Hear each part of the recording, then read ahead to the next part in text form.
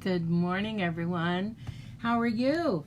I hope that you are well and that you're having fun and learning lots while you're staying safe and responsible. I'm Anna Walker, also known as FELTit, and I have been creating for a very long time, very long time, since I was a little kid.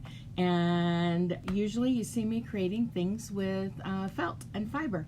And I decided that because this was an unusual time for all of us, that we should get together for an Internet Create Date. So Monday through Friday at 10 a.m. Central Time, from now until mid-May, I am going to come to you with a new easy art project that you can do at home with supplies that you probably already have at home. So today's project is one that's close to my heart. I have a piece that I did in, I think, junior high school that my mom found for me not too long ago, and I love this. It's a different take because we're not using wood and we're not using hammers and nails, but we are going to do string art today. So let's get started on today's art date. I'm going to flip the camera and turn on the light, and we will get ready to go. All right, so this is what we're creating today. We are going to create some string art, and we're going to do it using just a couple of pieces of cardboard, a little bit of tape to secure our loose strands at the back, some string or some yarn, and a pair of scissors, okay? Hopefully you had someone cut a shape for you and cut notches into the outside of it. And I want to show you the two kind of notches. I used just little slits in the piece that I made for all of us as an example, and it works out just fine with thin yarn or thin string. But if you're using thicker stuff, you might need notches like this. Can you see that they've got just a little chunk taken out there? So I'm going to use both of these today, but I'm going to do two different patterns so you can see that you can either do something very freeform and very loose, or you can do a very normal, normal's not the right word, do a very balanced pattern, okay? And I am going to do the balanced pattern first, and I'm going to use the one that has just the slits cut in it, okay? So I'm going to leave my string attached to the ball because it'll give me a little more control when I am working it. First thing I need to do is find a spot on the back. I'm just using washi tape. You can use painter's tape, you can use scotch tape, you can use masking tape, whatever kind of tape you have around. Don't use double stick though. This is a place where you don't want to use double stick, otherwise it'll get tangled up on your threads and yarn as you're wrapping things. So see, I just put it right along the length of the string so that it's going to hold it in place, and I'm just going to use this as the place where I start my design. Now it's really easy to do this if you think about where everything is, and I'm going to sort of use my tape as a holder for my yarn, and I'm going to stretch a little bit out, and that way it'll hold it in place so it won't roll around on us.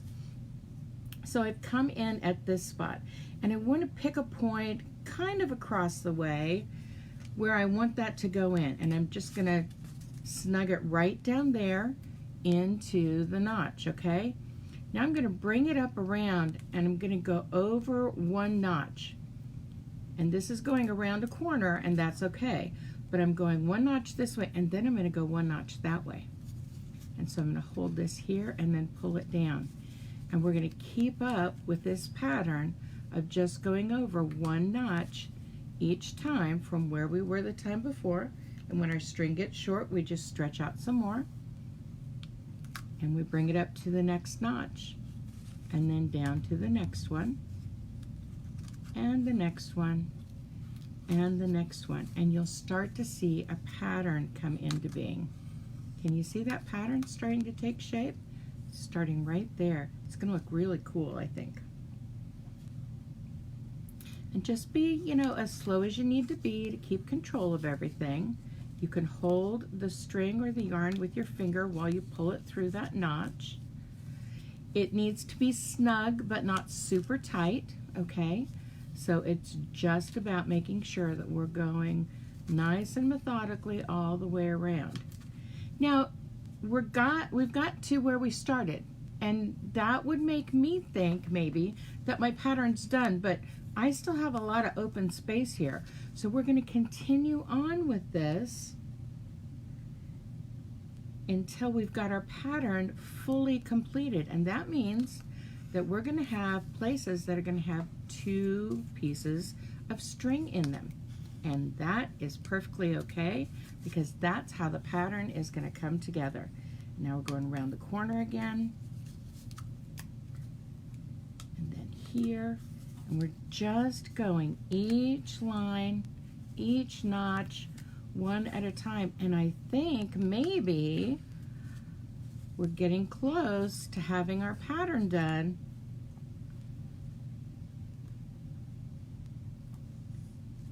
And we come up with the next one, and we pull it down, and the next one, and we pull it down, and around the corner in the next one, and we pull it down. Corners are kind of tricky, I get that. And then the next one, and we pull it down, and the next one, and we pull it down. You know what, friends? I think we're almost done with this very basic, very balanced pattern. We go up here, then we go down here, and then we go up here, and we go down here. We could keep doing this and going all the way around as much as we wanted until we made that pattern as big as we wanted it to be, and it could go really deep, and we can just continue on with this pattern however long we want to. But you see, we've got that full design showing up now. I like this purple.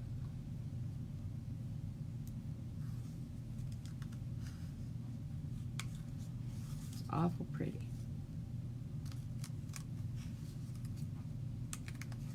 Okay, and I'm going to call us done, but you see how that makes just a lovely little balanced starburst pattern? Isn't that fun? So I'm going to call us done with this particular pattern, and we're going to take and trim off our string back here. Okay, we're going to need our tape again, and I'm just going to put a piece of tape right along here to hold that into place, just like we did before. Take a piece of tape and just make sure that it's going right along the length of that last bit of string. Press it down, and there we have our first design, a beautiful balanced starburst design. Now take your time. If you don't have yours done yet, Miss Anna's done this before. I've done it a lot of times before. So just take your time and be very, very deliberate and go just in a simple pattern. Now, the more space, more even you make the design, the different the starburst is going to look. So we did a pretty close design, working from not quite at the halfway point, but if we worked on the other side of that, it would change how big that circle is in the starburst. But that gives us a first design ready to go. So now I'm going to show you how to do a random pattern. Okay, and a random pattern is what I started here. I just, started a few little pieces here on this random pattern, but I'm going to do a random one with the big notches cut out of this, and we'll see how much different it is to work with. Again, we're going to hold our piece of yarn or string down with just a little bit of tape right there in the center, press it down, and then I want to get a fair amount of yarn pulled out, but not so much that it's going to go everywhere. And you saw what happened with that yarn ball. It tried to get loose.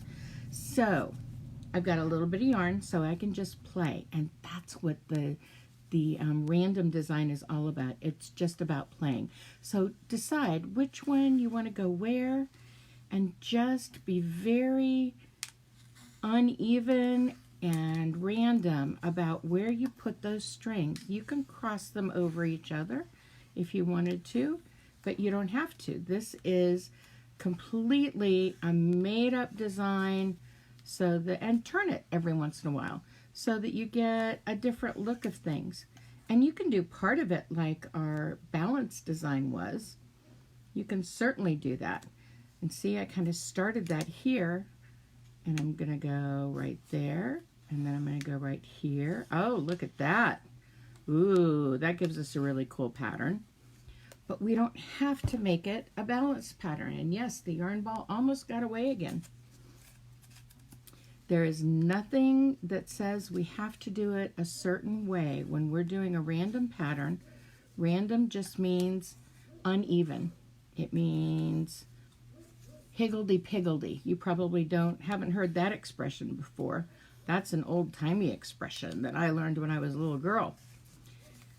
But we can move these. I'm just trying to make sure that we've got yarn in every notch, and we do right now. So now I'm going to grab the last little bit of yarn, and I'm going to finish this up, because this random pattern is just really cool. And I'm going to make another one of those. They look sort of like megaphones to me. Probably don't know what a megaphone is either. I am really showing my age. And I want to come over here and do this, and then a random one here. Oh, I don't want to do straight line. Let's see, let's go here. And then I'll do one, make sure that goes in. One right here. All right, so I'm saying that my pattern is done. I'm going to trim off the strand of yarn, and I'm going to hold it in place while I get a piece of tape. And there's a lot of strings back here because we crossed over a lot in our random pattern. So I want to make sure that I push that down to connect with all those strings. And there is our very fun random pattern. So you can see you can get a different look depending on how you decide you want to use your strings up, okay? Now, you can do all kinds of these, and you could put them together and make them into a cool table design, or you could hang them up, put a little bit of string. I would glue the string if you're going to do this, but glue some string or some ribbon between the different ones, and you could hang it up on the wall. You could glue a magnet on the back of these, and they could be designs that you can put up on the fridge. But we've got just some random fun designs with the string art here today. And I know that this was a very, very, very, very, very fast video today, but you're going to take some time and you're going to make your string art the way you want to make it. This is just to help you get started and know how to do that. I want to show you something that I discovered when I was playing with my paper springs over the weekend.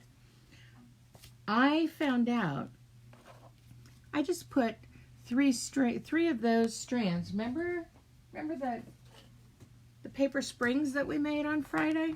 And we just made them to be springy because it was the first day of spring. Well, I took 3 of those and I made a circle. And then I started twisting my circle, and do you see what it's doing? It becomes a fidget spinner. Holy cow, you can make your own fidget spinner from those paper springs that you made on Friday. And it's bouncy.